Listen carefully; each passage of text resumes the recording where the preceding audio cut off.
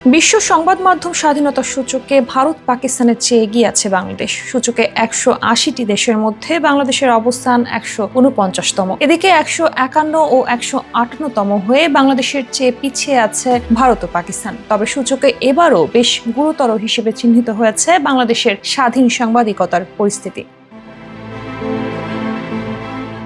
বিশ্বব্যাপী সাংবাদিকদের অধিকার নিয়ে কাজ করা আন্তর্জাতিক অলাভজনক সংস্থা রিপোর্টার্স উইদাউট বর্ডার্স সম্প্রতি তাদের 2025 সালের সূচক প্রকাশ করে। সূচকে 180টি দেশের মধ্যে বাংলাদেশের অবস্থান 149তম এবং স্কোর 33.71। এর আগে 2024 সালের সূচকে বাংলাদেশের অবস্থান ছিল 165তম। 2018 সালের পর এই প্রথম সূচকে 150-এর ভেতর অবস্থান করছে বাংলাদেশ।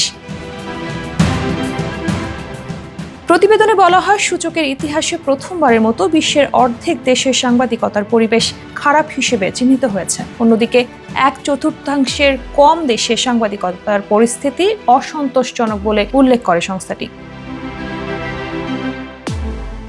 এদিকে সূচকে 2024 সালে 11 ধাপ পেছানোর পর এবছর আরও 2 ধাপ পিছিয়ে 57তম স্থানে অবস্থান করছে যুক্তরাষ্ট্র। সূচকে দেশটির অবস্থান এখন পশ্চিম আফ্রিকার যুদ্ধবিধ্বস্ত দেশ সিয়েরা লিওনেরও নিচে। আরএসএফ এর মতে ডোনাল্ড ট্রাম্প দ্বিতীয় দফায় প্রেসিডেন্ট হওয়ার পর যুক্তরাষ্ট্রের সংবাদ মাধ্যমে স্বাধীনতার আশঙ্কাজনক অবনতি ঘটেছে। এতে দেশটির স্বৈর শাসনের দিকে যাচ্ছে বলে আশঙ্কা করছে সংস্থাটি।